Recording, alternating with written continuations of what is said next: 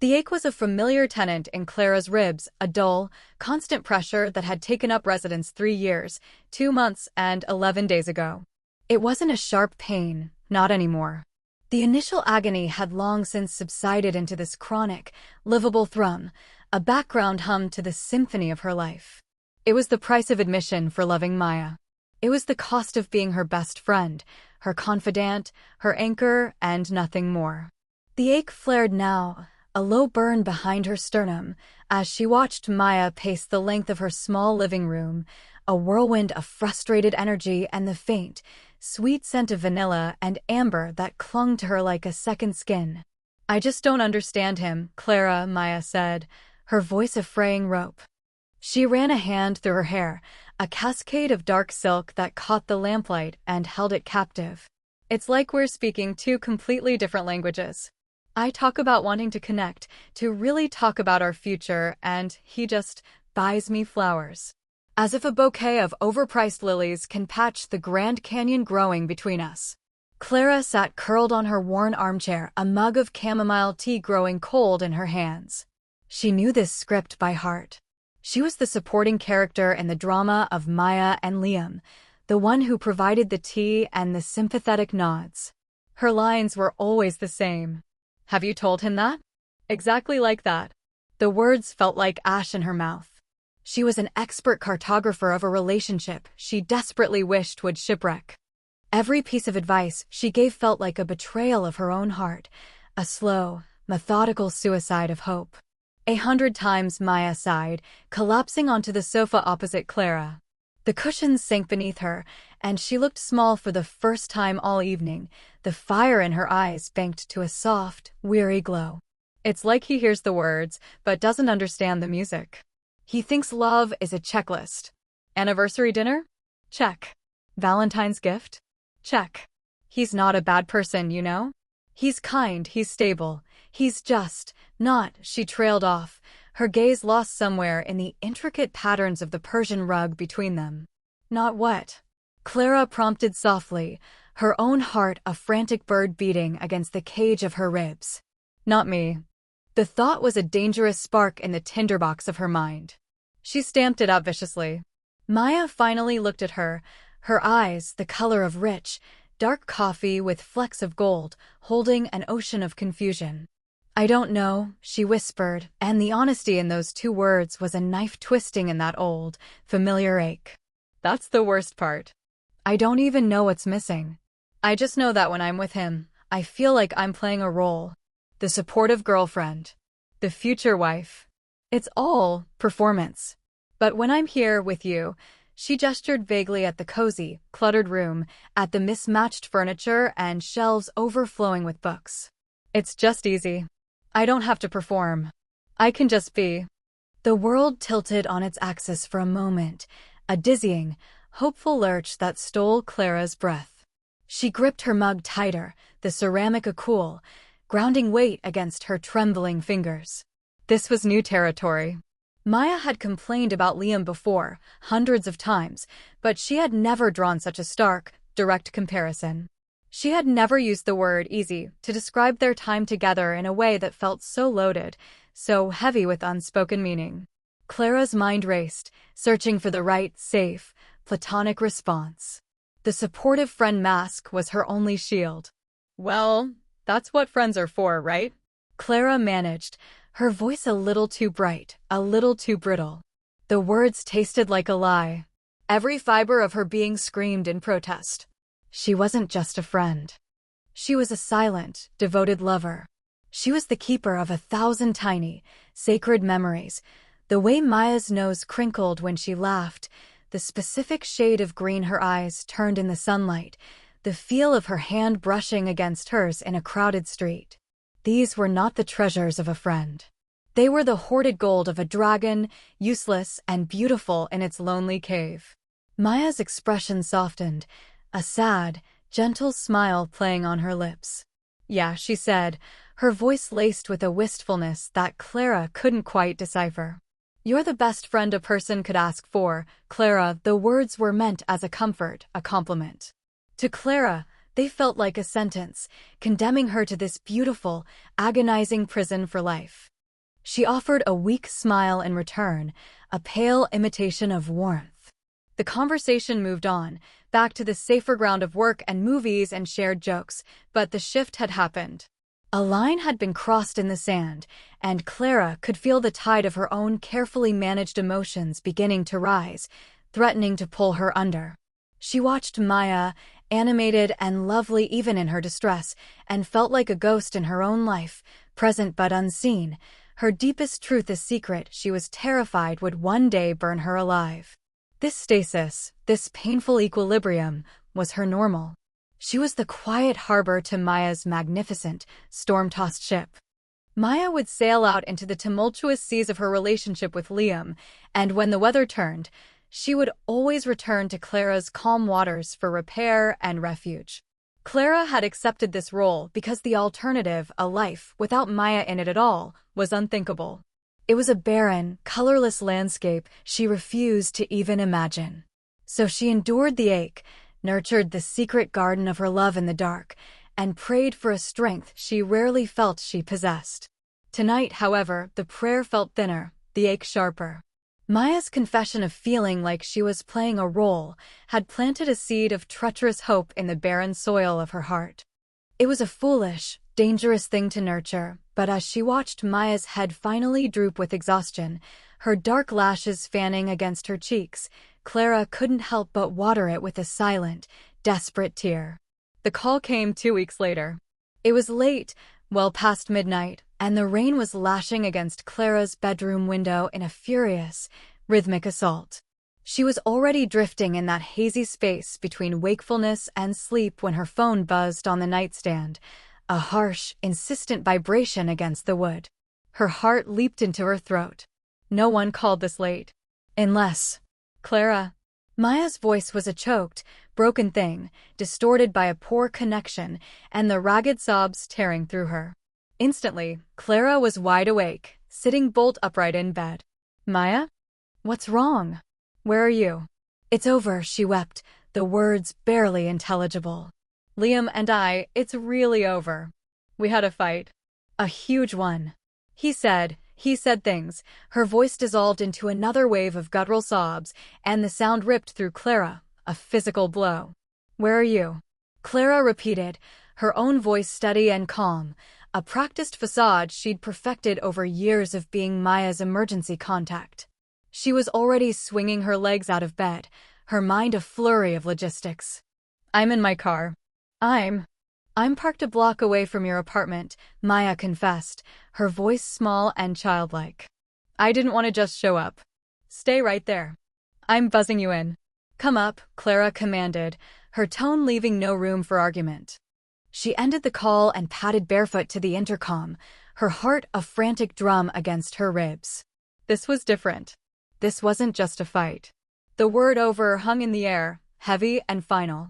A terrible, selfish part of her rejoiced, a flicker of light in the darkness, and she immediately felt a wave of guilt wash over her. Maya was hurting. That was all that mattered. A minute later, the knock on her door was soft, hesitant. Clara pulled it open to find Maya looking like a shipwreck survivor. Her mascara was a mess of black rivers down her pale cheeks, her hair was plastered to her skin by the rain, and she was shivering, wrapped in a jacket that was clearly doing little to ward off the chill. She didn't say a word. She just fell into Clara's arms, her body trembling with violent, racking sobs. Clara held her tightly, her own shirt quickly becoming damp with Maya's tears and the rain. She kicked the door shut with her foot and just stood there in the entryway, holding her, rocking her gently as if she were a child. She murmured soft, soothing nonsense, stroking Maya's wet hair, her mind a complete blank. There were no words for this. There was only the solid reality of Maya in her arms, falling apart. It was a strange and terrible form of intimacy, this complete surrender. After what felt like an eternity, the sobs began to subside into shuddering, hiccuping breaths. Maya pulled back slightly, her face buried in the crook of Clara's neck. I'm sorry, she mumbled into Clara's skin. I'm so sorry to do this to you. Don't you dare be sorry, Clara whispered, her voice fierce. Come on. Let's get you out of these wet clothes. She led Maya to the bathroom, peeling the damp jacket off her shoulders and starting the hot water for a shower. She found her fluffiest towel and a set of her own comfortable pajamas, a soft, worn t-shirt and flannel pants, and laid them on the counter. Maya moved with a numb, robotic slowness, her eyes vacant and unfocused. I'll make you some tea, Clara said, giving Maya's arm a gentle squeeze before backing out of the bathroom and closing the door, granting her a sliver of privacy. In the kitchen, her hands shook as she filled the kettle. The finality of it all was beginning to sink in. Over. Liam was gone. The obstacle, the man who had occupied the space beside Maya that Clara so desperately coveted, was no longer in the picture. The world felt suddenly vast and terrifying and full of a dizzying, dangerous potential. When Maya emerged from the bathroom 20 minutes later, she looked marginally more human. Her face was scrubbed clean, her hair was wrapped in the towel, and she was enveloped in Clara's clothes, which were slightly too big for her. She looked soft and vulnerable and utterly lost. Clara handed her a steaming mug, and Maya took it with both hands, as if for warmth.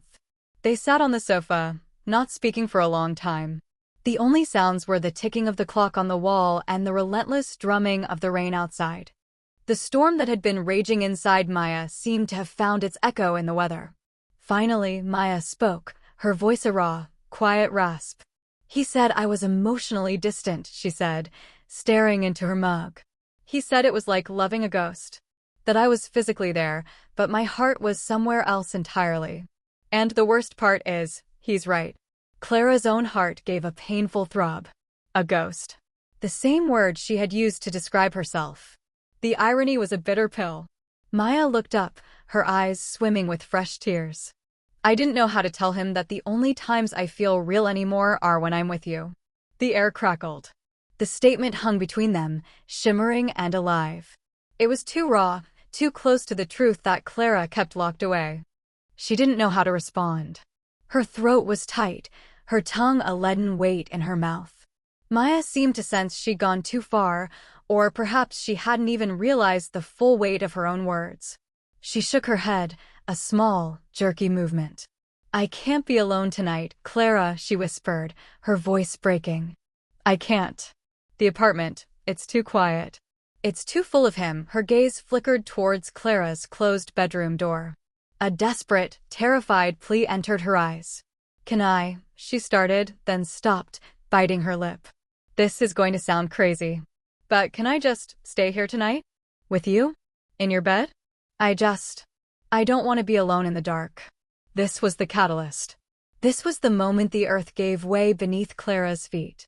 It wasn't a request between friends. The plea in Maya's eyes, the raw vulnerability of the question, elevated it to something else entirely. The sofa was an option. An air mattress was an option. But she had asked for Clara's bed. She had asked for proximity, for a level of intimacy they had never, ever crossed. Every instinct screamed at Clara to say no, to protect herself, to erect the boundaries that kept her safe in her unrequited love. But looking at Maya's shattered face, at the genuine terror in her eyes, she couldn't. The supportive friend, the protector, won out over the terrified lover. Of course, Clara heard herself say, her voice sounding distant and strange to her own ears. Of course you can. The unspoken thing between them shifted, and the night, already heavy with rain and sorrow, became charged with a new and terrifying electricity.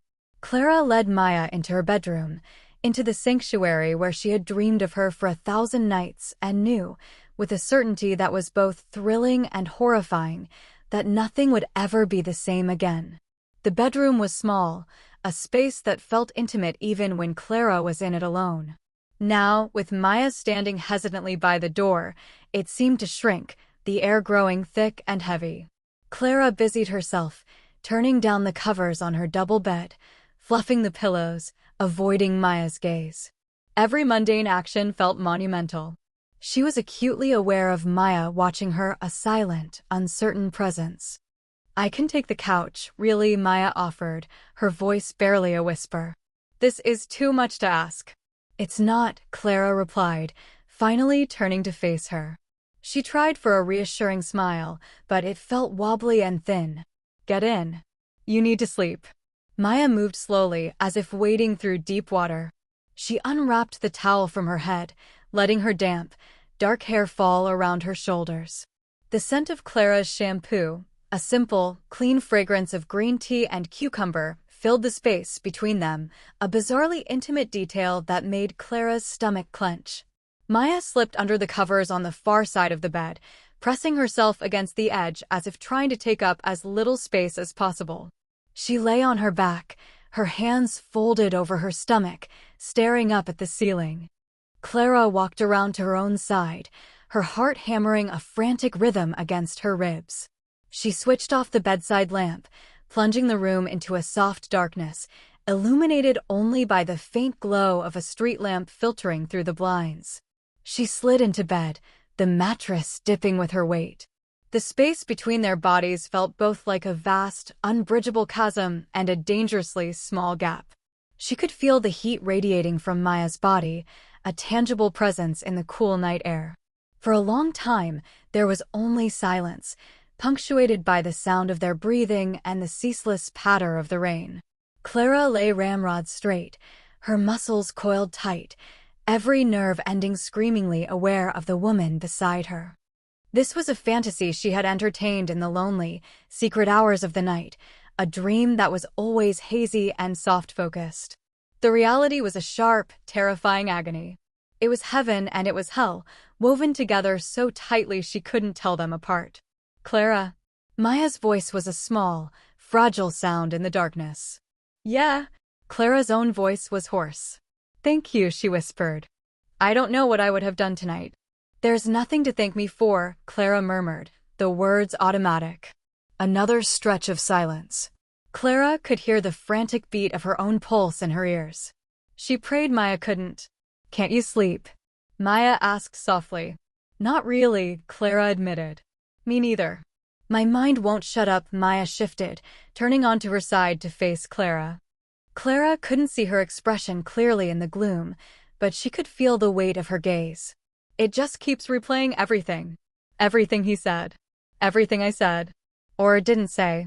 Clara remained on her back, a statue of feigned calm. That's normal. It's going to take time. He said I was searching for something he could never give me, Maya said, her voice thick with unshed tears. And I think he was right. I've been looking for this perfect connection. This feeling of being completely, totally seen. Do you think that's foolish? To want that?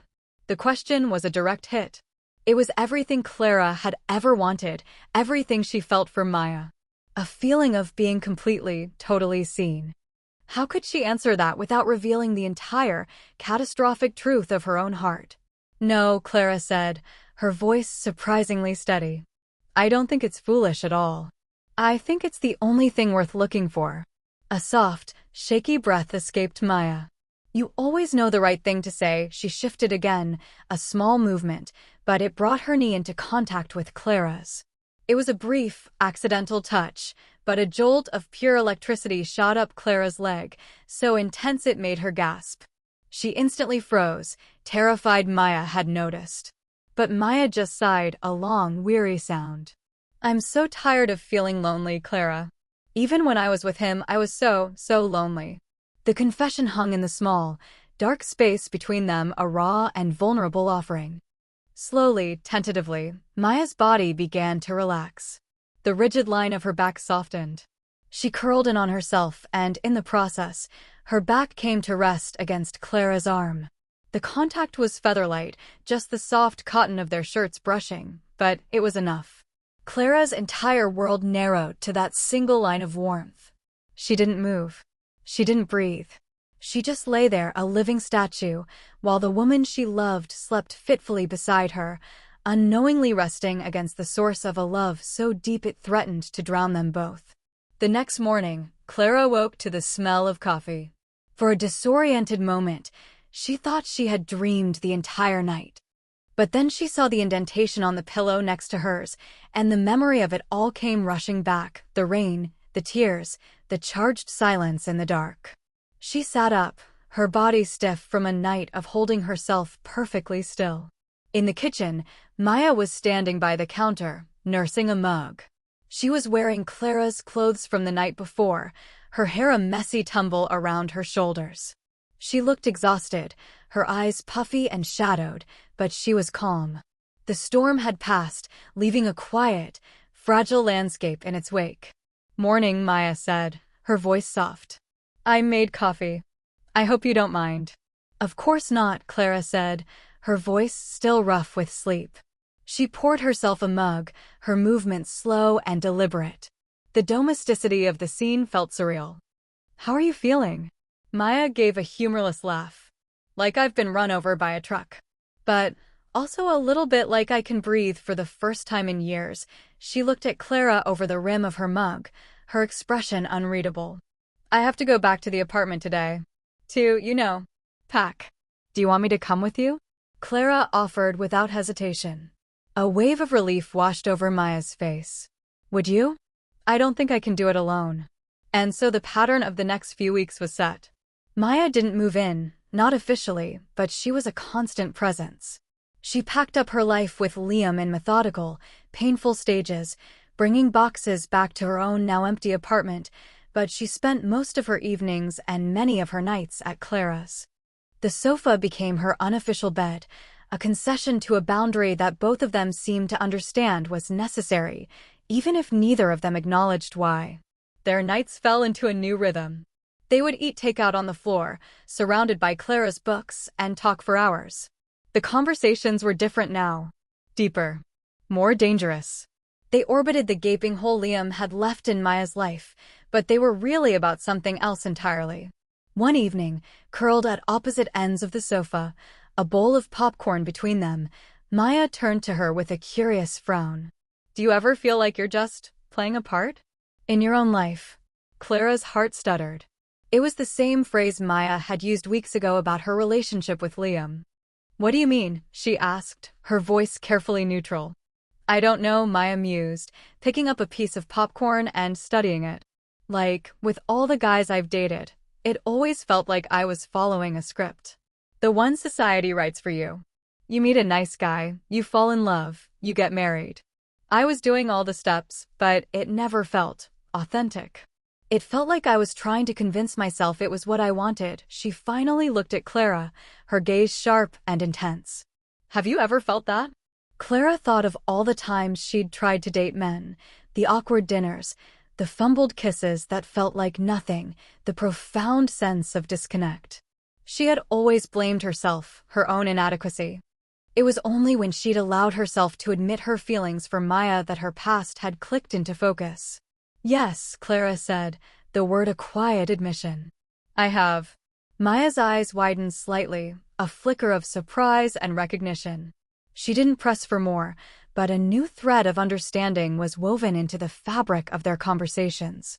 They started talking about love, not in the context of Liam, but as a concept. What was it supposed to feel like? Was it a lightning strike or a slow, quiet burn? "I think," Clara said one night, staring into the flickering flame of a candle on the coffee table, "that real love is about feeling safe. It's knowing you can show someone the absolute worst, ugliest parts of yourself, and they won't run away." Maya was silent for a long time. When she spoke, her voice was thick.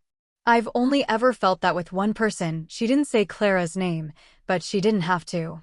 The words hung in the air between them, as real and solid as the sofa they were sitting on.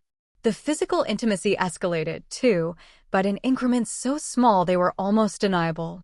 A hug at the door when Maya arrived would last a few seconds longer than necessary. While they talked on the sofa, Maya's foot would find Clara's, a casual, friendly contact that somehow felt anything but. One afternoon, as Clara was reading, Maya came up behind her and began to gently brush her hair, her fingers tracing slow, hypnotic patterns through the strands. Clara's entire body went rigid, the words on the page blurring into an incomprehensible jumble. The touch was tender, reverent, and it sent a wave of longing through Clara so powerful it almost made her weep. Clara became a student of Maya's expressions. She started noticing things she'd either missed or ignored before. In unguarded moments, when Maya thought she wasn't looking, a new softness would enter her eyes. A look of profound, searching vulnerability. And then there were the moments that made Clara's breath catch in her throat. They would be talking, and Maya's gaze, which always held hers with an unnerving intensity, would drop, just for a fraction of a second, to Clara's lips. It happened once, then twice, then a third time. It was a fleeting, almost imperceptible shift, but for Clara, it was like a flare in the dark, illuminating a possibility so terrifying and beautiful it made her dizzy. The turning point, the moment the subtext threatened to boil over and become text, came on a Friday night. It was late, they were tired from a long week, and they had decided on a movie night. They were huddled together on the sofa, sharing Clara's favorite quilt, a heavy, patchwork creation that smelled of lavender and home. The movie was some forgettable romantic comedy, the plot a predictable series of mishaps and misunderstandings. Clara was hyper-aware of Maya's proximity. Their shoulders were pressed together, their legs a warm line from hip to ankle. Maya's head was resting on Clara's shoulder, a comfortable weight that felt both incredibly right and incredibly dangerous. The air was thick with all the things they weren't saying, a silence more potent than any conversation. Halfway through the film, during a lull in the dialogue, Maya let out a soft, melancholic sigh. She shifted, lifting her head from Clara's shoulder. "What's wrong?" Clara asked, her voice a murmur. Maya didn't look at her. She stared at the flickering screen, where the impossibly attractive leads were finally realizing they were meant for each other. "I'm just so lonely," she whispered, and the words were imbued with a new and profound sadness. It wasn't the frantic loneliness of her breakup anymore. This was something deeper, a more existential ache. Clara's heart twisted in sympathy. "You're not alone," she said softly. "I'm right here." "I know," Maya said, her voice still a whisper. "But I still feel it." And then it happened. Slowly, deliberately, Maya's hand moved in the dark space between them, under the cover of the quilt. Clara's breath hitched. She watched, mesmerized, as Maya's fingers found hers. It wasn't an accidental brush. It was a clear, unambiguous gesture. Maya's fingers gently, hesitantly, intertwined with her own. A bolt of pure, unadulterated electricity shot through Clara's body, a shockwave that started in her hand and radiated out to every extremity. Her heart stopped, then restarted with a painful, violent lurch. Maya's hand was warm, her grip soft, but certain. In the dim light of the television, their linked hands were a secret pact, a silent confession. The world outside the sofa ceased to exist. The movie, the room, the city outside, it all faded away.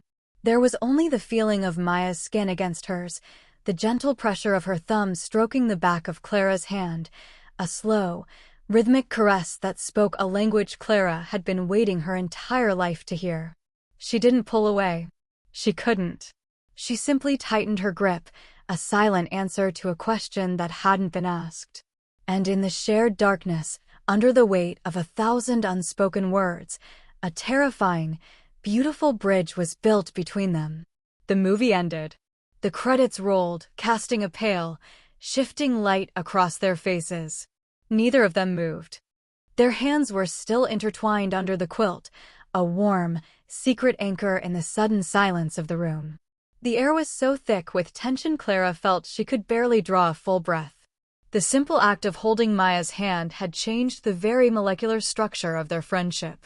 It was a declaration, and now the aftermath hung between them, uncertain and terrifying. Finally, Maya stirred. She slowly extracted her hand from Clara's, and the loss of contact was a sudden, sharp cold. Clara's fingers felt empty, bereft. Maya stood up, stretching with a forced casualness that didn't reach her eyes. "Wow, it's late," she said, her voice strained. "I should probably. I'm just going to use the bathroom." She didn't look at Clara. She just fled, her movements quick and jerky. Clara sat frozen on the sofa, her heart a leaden weight in her chest. Had she imagined it? The tenderness, the deliberate way Maya had sought out her hand? Or had it been a mistake? A moment of grief-fueled confusion on Maya's part that she now regretted? The hope that had flared so brightly just moments before was now flickering, threatening to be extinguished by a cold wave of fear and self-doubt. She felt the familiar sting of the supportive friend role reasserting itself. She had to be cool. She had to pretend it meant nothing for Maya's sake. For the sake of preserving what was left of their friendship, if anything was. When Maya returned, she had that same brittle brightness in her eyes that Clara recognized from years of watching her perform. "So, I am absolutely exhausted," she announced, avoiding Clara's gaze as she began to fold the quilt with brisk, efficient movements. "I think I'm just going to crash on the couch, if that's okay." "Maya," Clara started, but her voice was weak. "Thanks again for the movie night. You're the best," Maya chirped, cutting her off. She plumped a cushion with unnecessary force. The message was clear: do not talk about it. Let's pretend it never happened. A cold dread washed over Clara. This was worse than rejection. This was erasure. To have a moment of such profound connection, only to have it immediately denied, was a unique and exquisite form of torture. That night, lying alone in her bed, Clara made a decision.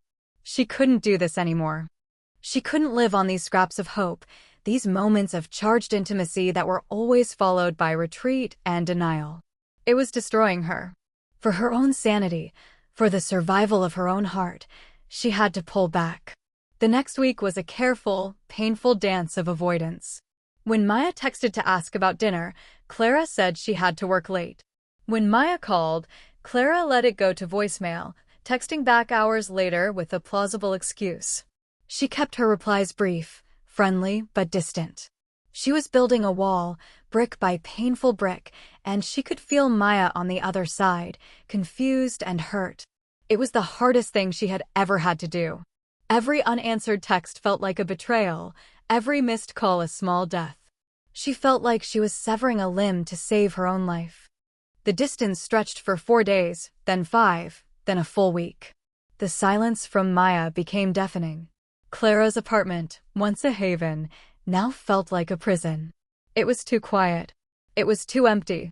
She was getting what she thought she needed: space, but it was suffocating her. The ache in her ribs, once a dull thrum, was now a sharp, constant pain. Then, on a Tuesday evening, there was a knock at her door. Not the soft, hesitant knock of the night of the breakup, but a firm, insistent rapping that echoed Clara's own frantic heartbeat. She knew who it was. She couldn't hide forever. Taking a deep breath, she opened the door. Maya stood there, her arms crossed over her chest, her jaw set in a stubborn line. The exhaustion and fragility were gone, replaced by a fiery, frustrated determination. She didn't wait for an invitation. She pushed past Clara into the apartment.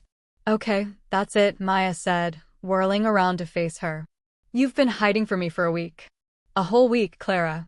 You're ignoring my calls, giving me one-word answers to my texts. I've been going out of my mind with worry. So you're going to tell me what's going on. Right now." Clara's carefully constructed walls crumbled to dust under the force of Maya's gaze. "It's nothing," she mumbled, looking down at the floor. "I've just been busy." "Don't you dare lie to me," Maya said, her voice dangerously quiet. "We have been through everything together. Everything. And now you're shutting me out, and I want to know why. Did I do something? Say something." Her eyes searched Clara's face, a mixture of anger and genuine hurt. "Was it the other night? On the couch? When I held your hand?" The direct question hung in the air, a spotlight in a dark room. Clara's breath caught. There was no escape. "What aren't you telling me, Clara?" Maya pressed, taking a step closer. Her voice softened, losing its hard edge and becoming something more vulnerable, more pleading. "Please, don't shut me out. Whatever it is, we can handle it. We always do." Clara felt a hysterical laugh bubble up in her throat. "We can handle it." How could they possibly handle this? How could she explain that the simple act of holding Maya's hand had been both the most wonderful and most painful moment of her life? How could she explain that her distance wasn't a punishment, but a desperate act of self-preservation? Seeing the panic and conflict warring on Clara's face, Maya's expression shifted again. A dawning, horrified understanding began to creep into her eyes. "It's me, isn't it?" she whispered, her voice barely audible. "I did this. I messed everything up." She took another step, her hands now clenched into fists at her sides. "I don't know what's wrong with me, Clara. Ever since Liam left, ever since that night I slept in your bed, everything is different. Confusing." She started pacing, the way she had all those weeks ago, but this time her frustration was directed inward. "I feel things when I'm around you. Things I don't understand. This pull. And I get so confused because you're my best friend, you're the most important person in my life, and I'm terrified of messing that up. But then we were on the couch, and my hand it was like it had its own mind. It just wanted to touch you." She stopped pacing and stood directly in front of Clara, so close Clara could see the frantic pulse beating in her throat. Her coffee and gold eyes were wide, filled with a terrifying mix of fear and discovery. "I've been thinking about it all week," Maya confessed, her voice dropping to a raw, trembling whisper that seemed to vibrate through the floorboards and up into Clara's bones. "I've been thinking about why I pushed you away. And I think I was scared." "Scared of what?" Clara breathed, her own fear a cold knot in her stomach. Maya's gaze dropped, just for a second, to Clara's lips. The movement was unmistakable this time. Deliberate. When she looked back up, her eyes were shimmering with unshed tears. "I've been thinking about what it would be like to kiss you." The confession landed in the small space between them with the force of a thunderclap. It wasn't a full declaration of love, not yet, but it was something more potent. It was the point of no return. It was the key turning in a lock Clara had thought was rusted shut forever. The world fell away, and there was only Maya's terrified, honest, beautiful face and the three words that had just shattered everything Clara thought she knew. The world stopped. Time, sound, breath, it all ceased to exist in the wake of Maya's whispered confession. The words echoed in the sudden, profound silence of the room, replaying in Clara's mind. "I've been thinking about what it would be like to kiss you." It was the one sentence she had never, in her wildest, most secret fantasies, allowed herself to imagine Maya saying. It was impossible. It was everything. A dam inside Clara that had been holding back 3 years of repressed longing, of silent ache and desperate hope, finally broke. The torrent was too strong to contain. The fear of losing the friendship, a fear that had dictated her every action, was washed away in the flood of this one unbelievable possibility. "You've been thinking about that for a week," Clara heard herself say, her voice a strange, hoarse whisper she barely recognized as her own. She took a shaky breath, the first one that felt like it had reached her lungs in years. "Maya, I've been thinking about it for 3 years." The second confession fell into the charged space between them. Maya's eyes, which had been wide with her own terror and confusion, widened even further. A wave of shock passed over her face, followed by something else, a dawning, staggering comprehension. It was like watching someone solve a complex equation that had been baffling them for ages. The pieces clicked into place, one by one, forming a picture that was suddenly, shockingly clear. 3 years, she breathed, the words full of wonder and disbelief. "Wait. When Liam and I first got serious." Clara could only nod, a lump forming in her throat. "All the times I cried on your shoulder about him." Another nod. Tears began to well in Clara's eyes, hot and thick. "All the advice you gave me, all the times you told me to try and make it work." Maya's voice trailed off as the full weight of Clara's sacrifice settled upon her. Her hand came up to cover her mouth, her eyes shining with a mixture of awe and devastation. "Oh, Clara," she whispered, her voice breaking. "Oh my God. What I must have put you through." The carefully constructed facade of the supportive friend, the mask Clara had worn for so long, finally crumbled completely. A single tear escaped and traced a hot path down her cheek. "I just didn't want to lose you," she choked out. "I would have done anything to keep you in my life. Even if it meant this quiet, constant suffering."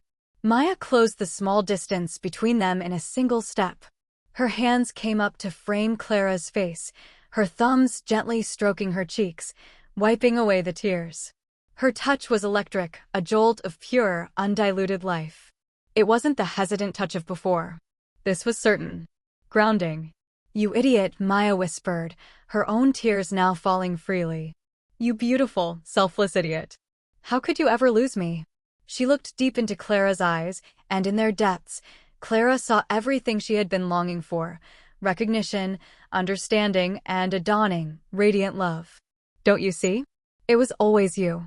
I didn't have the language for it. I didn't understand what I was feeling."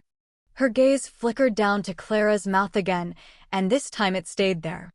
The air grew thick, heavy with anticipation. The world narrowed to the few inches between their faces. Clara's heart was a wild, frantic thing, a hummingbird trapped in her chest. "Clara." Maya's voice was a fragile thread of sound. The question was in her eyes, in the slight tremor of her hands on Clara's skin, in the way she leaned in, ever so slightly. Clara's own fear was a distant echo now, drowned out by the overwhelming tide of hope. She gave the barest, almost imperceptible nod. "A yes. A please." Maya's voice dropped to a near-inaudible whisper, a final, reverent question that sealed their fate. "Can I kiss you?" "Yes," Clara breathed, the word a prayer she hadn't realized she was holding. And then Maya's lips met hers. It was not a kiss of frantic passion, not at first. It was a question, a soft, tentative exploration. It was impossibly gentle, a delicate brush of lips against lips, a taste of salt from their shared tears and the sweet, familiar scent of Maya's skin. It was a moment of profound, breathtaking discovery. This is what it feels like. Oh. Clara's hands, which had been hanging uselessly at her sides, came up to rest on Maya's waist, her fingers curling into the soft fabric of her shirt, holding on as if she might float away. A soft sound, a whimper of pure, unadulterated relief, escaped her throat and was lost in Maya's mouth. That sound was the catalyst. The gentleness broke, giving way to something deeper, more urgent. The kiss deepened, and the 3 years of waiting, of longing, of silent, aching love poured out of Clara in a single, desperate surge. She kissed Maya back with everything she was, with all the words she had never said, all the feelings she had locked away. Maya responded in kind, her arms wrapping around Clara's neck, pulling her closer until there was no space left between them. It was a kiss of homecoming. It was the feeling of a world that had been tilted on its axis for years finally, blessedly, sliding back into its proper alignment. It was chaotic and messy and perfect. It was the end of the ache and the beginning of everything else. When they finally broke apart, they were both breathless, gasping for air. They didn't move away. They rested their foreheads together, their chests rising and falling in unison.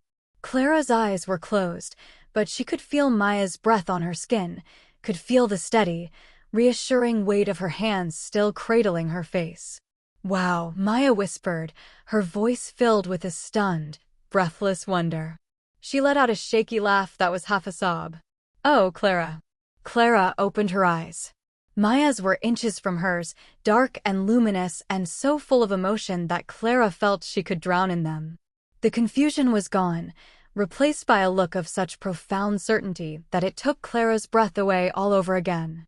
"That felt," Maya started, but she couldn't find the words. "Right," Clara finished for her, her voice trembling.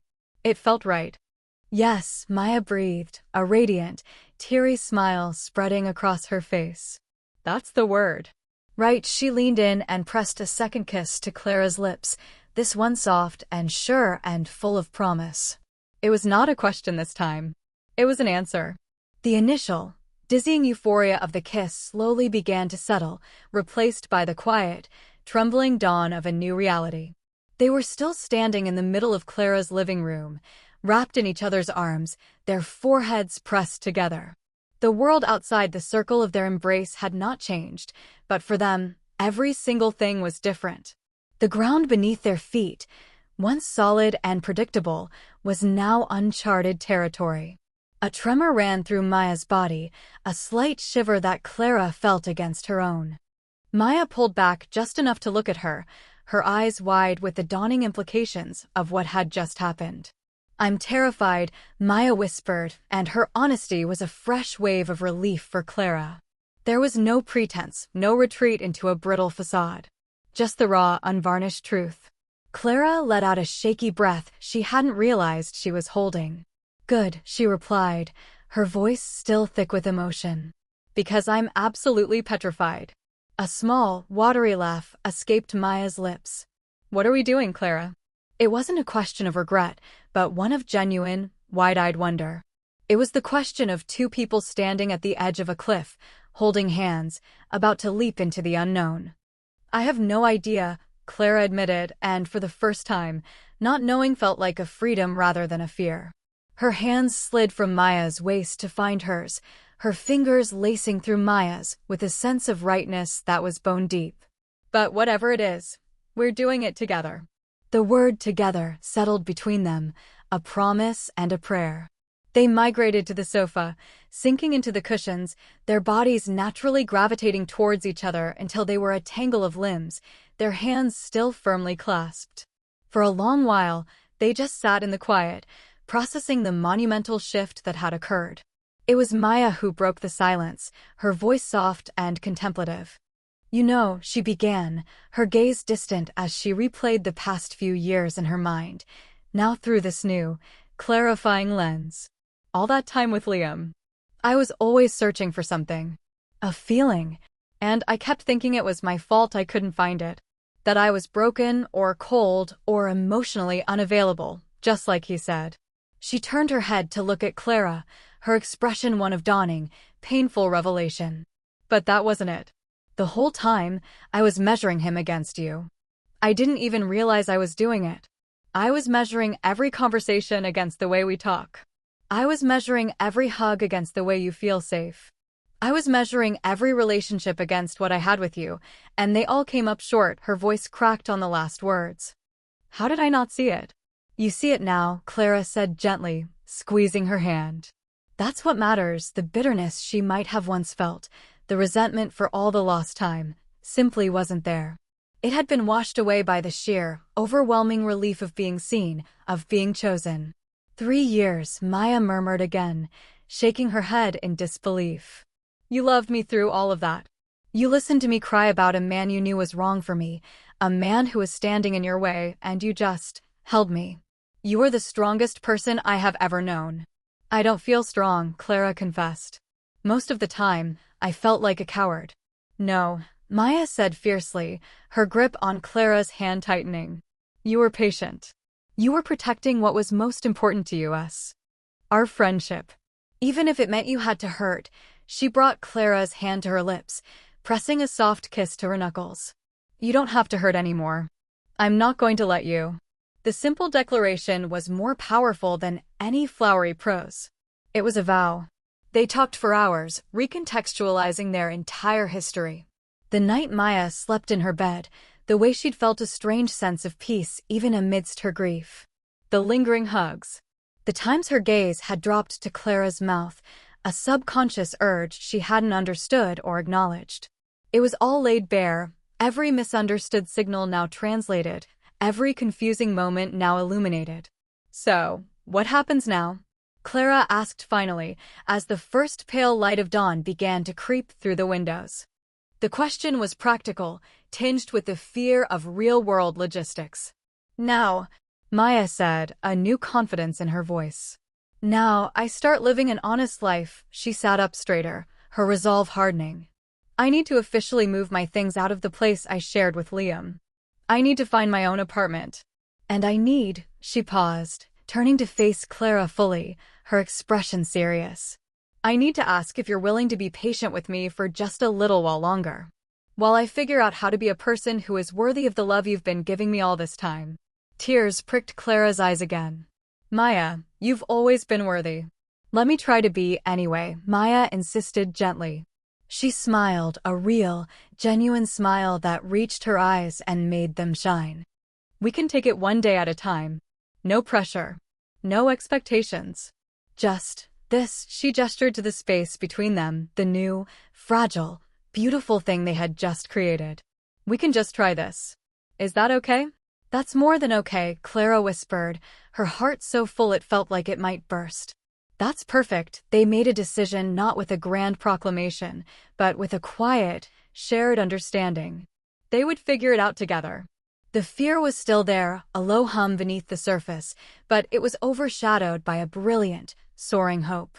They had leaped, and for the first time, it felt like they might actually fly.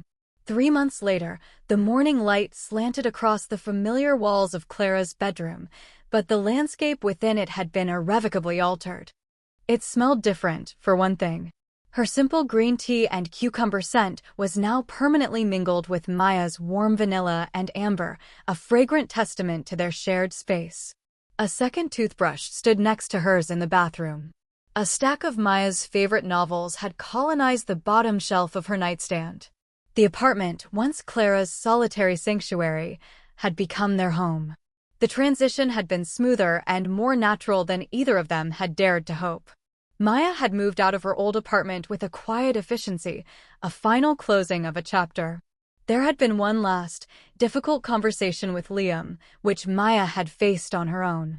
She had returned to Clara that evening pale but resolute, a weight lifted from her shoulders. They hadn't discussed the details. It was part of a past that no longer concerned them. Their focus was on the present, on navigating the new, beautiful rhythm of their life together. They had fallen into a pattern that was both excitingly new and comfortingly familiar. It was built on the solid foundation of their years of friendship, but now it was adorned with 1,000 new intimacies. It was waking up together, their limbs tangled in the sheets. It was lazy Sunday mornings spent reading in bed, their shoulders pressed together. It was the casual, unthinking brush of a kiss as one of them left for work. It was in the way Maya would reach for Clara's hand while they were walking down the street, an open, unashamed gesture that still made Clara's heart skip a beat every single time. This morning, Clara woke first. She lay still for a moment, simply watching Maya sleep. In repose, Maya's face was soft and peaceful, free from the lines of confusion and unhappiness that had marked it for so long. A stray beam of sunlight caught the flecks of gold in her eyelashes. An overwhelming wave of love and gratitude washed over Clara, so potent it felt like a physical force. The old, familiar ache in her ribs was gone. In its place was a feeling of such profound wholeness it sometimes brought her to tears. She had spent so long feeling like a ghost, and now she felt more solid, more real, than she ever had in her life. Quietly, she slipped out of bed and padded into the kitchen to make coffee, the worn floorboards cool beneath her bare feet. The ritual was a cherished part of their new normal. A few minutes later, she felt a pair of arms slide around her waist from behind, and a soft chin come to rest on her shoulder. "Morning," Maya mumbled, her voice thick with sleep. She pressed a warm kiss to the side of Clara's neck. "Morning, sleepyhead," Clara murmured, leaning back into the embrace. "Coffee's almost ready." "You're the best," Maya said, her arms tightening around her. They stood like that for a long moment, simply swaying gently in the quiet kitchen as the coffee maker gurgled and hissed. It was a moment of perfect, mundane bliss. Later, they sat on the sofa, the same sofa where their world had tilted on its axis, mugs of coffee cradled in their hands. The morning was quiet, the city outside just beginning to stir.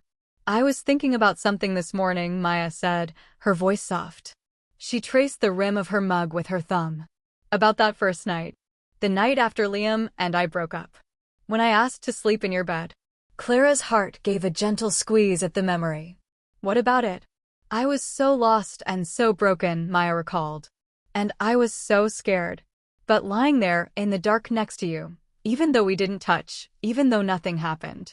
I remember this one moment, right before I fell asleep, where I felt this profound sense of peace. Of safety. It was the first time I'd felt safe in years." She looked at Clara, her eyes shining with emotion. "I should have known then. My heart knew where it belonged long before my head caught up." "I think," Clara said, setting her mug down and turning to face her, "we were both exactly where we needed to be. Even in the dark. Even when it hurt." Maya smiled, a slow, radiant smile that lit up her whole face. She reached out, her fingers gently brushing a stray piece of hair from Clara's forehead. And now, she whispered. Clara leaned into the touch, her eyes fluttering shut for a blissful second. She opened them again, her gaze locking with Maya's. Now, she said, her voice full of a quiet, unshakable certainty, we're both exactly where we need to be. The fear was gone, replaced by a deep and abiding peace. The journey had been fraught with pain and uncertainty, a long, winding road of unspoken feelings and near misses. But it had led them here, to this quiet morning, to this simple, extraordinary love. Clara understood now that some of the most beautiful stories aren't the ones that begin with a lightning strike, but the ones that smolder quietly for years, a hidden, patient fire. They are the ones that catch you by surprise, the ones that were right in front of you all along, waiting for you to be brave enough to turn around and finally see them. And in Maya's arms, in the sanctuary of the home they had built together, Clara knew she was finally, truly home.